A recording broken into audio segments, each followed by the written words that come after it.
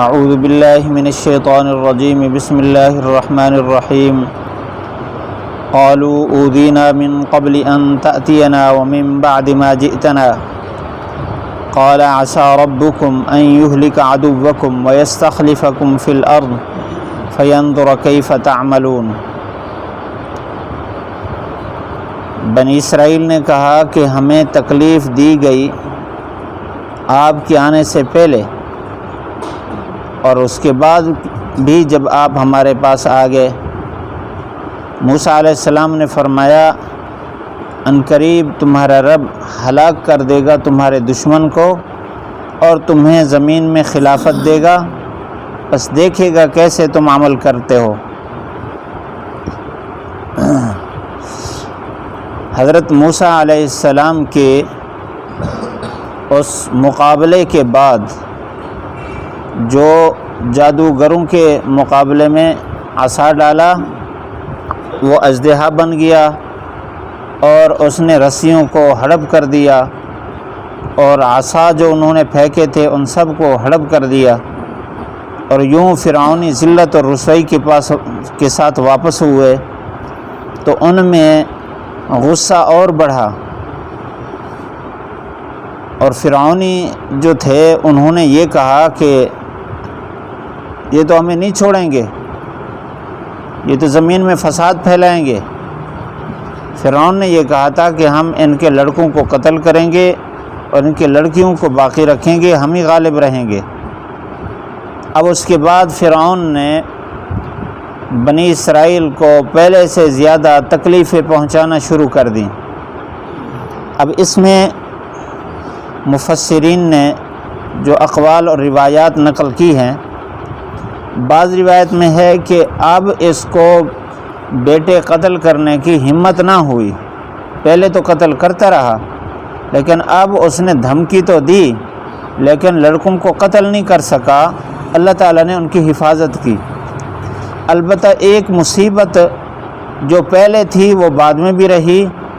کہ بنی اسرائیل کو اس نے غلام بنایا ہوا تھا، ہر قبطی اپنے ماتحت بنی اسرائیل کو رکھے ہوئے تھا، اور ان کا جو ظلم و ستم تھا وہ بھی عجیب تھا کہ سارا دن کام کراتے، شام کو اس کو مزدوری نہیں دیتے تھے، کھانا بھی نہیں دیتے تھے،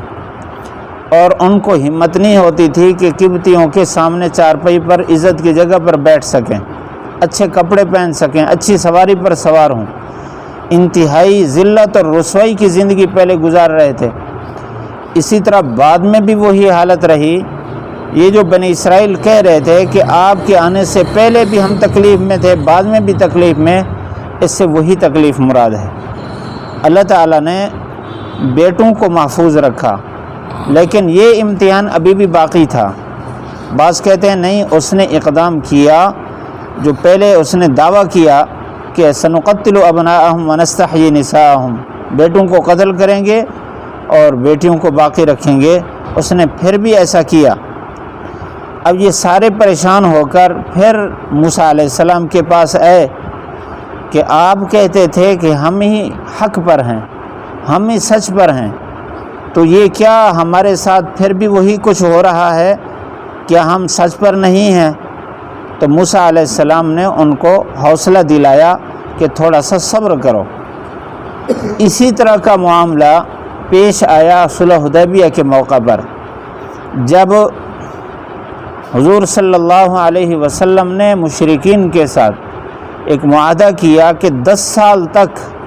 ہم آپس میں لڑیں گے نہیں، اور انہوں نے یہ کہا کہ ہمارا کوئی بندہ اگر مدینہ منورہ آئے گا آپ اس کو واپس کر دیں گے، اور مدینہ منورہ سے اگر کوئی ہمارے پاس آ گیا تمہارے لوگوں میں سے تو ہم واپس نہیں کریں گے۔ اس طرح کی شرائط انہوں نے لگائی۔ بظاہر یہ بھی ذلت اور رسوائی کے فیصلے پر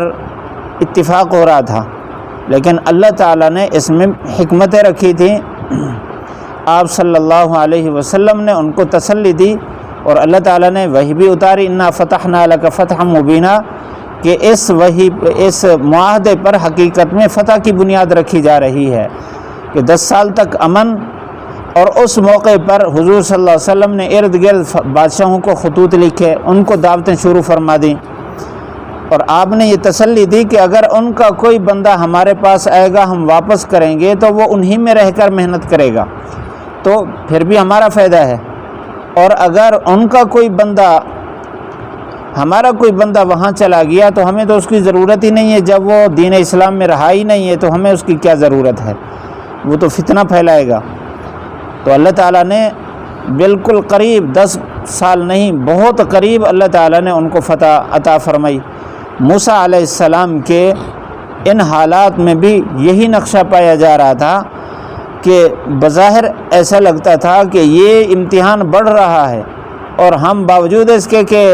اس میں مقابلے میں غالب آ گئے، ہمیں عزت ملی ہے، پھر وہی ذلت کی زندگی۔ موسیٰ علیہ السلام نے تسلی دی، عسیٰ ربکم ان یہلک عدوکم، ان قریب تمہارا رب تمہارے دشمن کو ہلاک کرے گا۔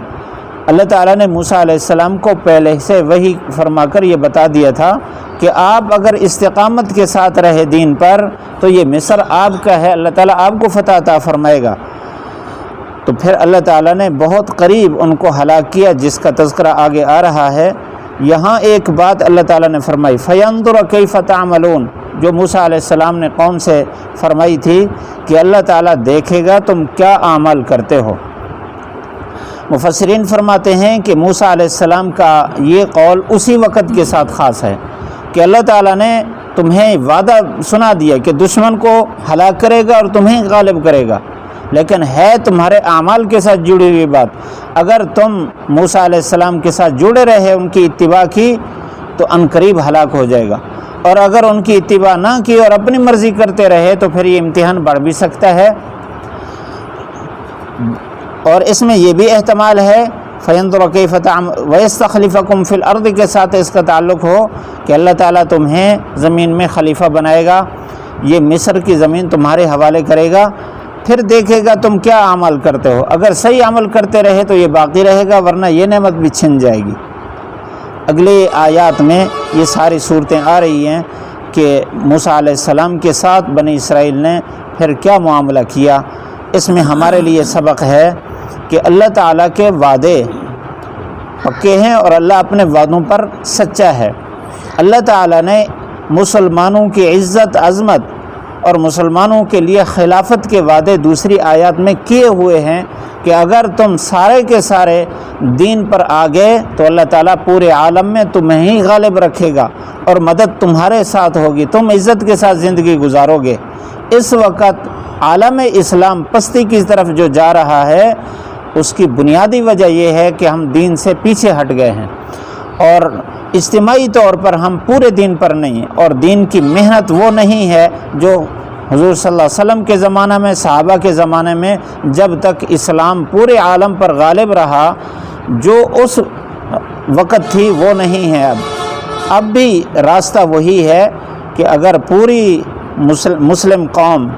اجتماعیت کے ساتھ، انفرادیت کے ساتھ اگر اس کی محنت شروع کر دیں اور سارے کے سارے دین پر آ جائیں تو اللہ تعالیٰ پھر غالب کرے گا، یہود و نصارہ کے پروپیگنڈے ختم ہوں گے۔ اللہ تعالیٰ نے ایک خوشخبری تو حضور صلی اللہ علیہ وسلم کی زبانی سنا دی کہ جب عیسیٰ علیہ السلام اتریں گے تو اس وقت امام مہدی حضرت عیسیٰ علیہ السلام کے ساتھ یہ دونوں حضرات دین اسلام پر محنت کریں گے، اور اس سرزمین پر کوئی کافر نہیں رہے گا اور کوئی نافرمان نہیں رہے گا، کوئی یہود نصارہ نہیں رہیں گے۔ تو اس وقت اللہ تعالیٰ دیر تک اس زمین پر ایسی برکات اور ایسا سکون اور امن قائم فرما دیں گے جس کی مثال صحابہ کرام کے بعد نہیں ملی۔ تو پھر اس کے بعد فساد ہوگا، اور فساد جب پوری دنیا میں غالب ہو جائے گا تو قیامت آ جائے گی۔ اللہ تعالیٰ نے دنیا میں امن اور سکون کو اعمال کے ساتھ جوڑ دیا ہے۔ اللہ تعالیٰ ہم سب کو عمل کرنے کی توفیق نصیب فرمائے۔ پڑھ لیجئے، قالوا اوذینا من قبل ان تأتینا ومن بعد ما جئتنا قال عسى ربكم ان يهلك عدوكم ويستخلفكم في الارض فينظر كيف تعملون۔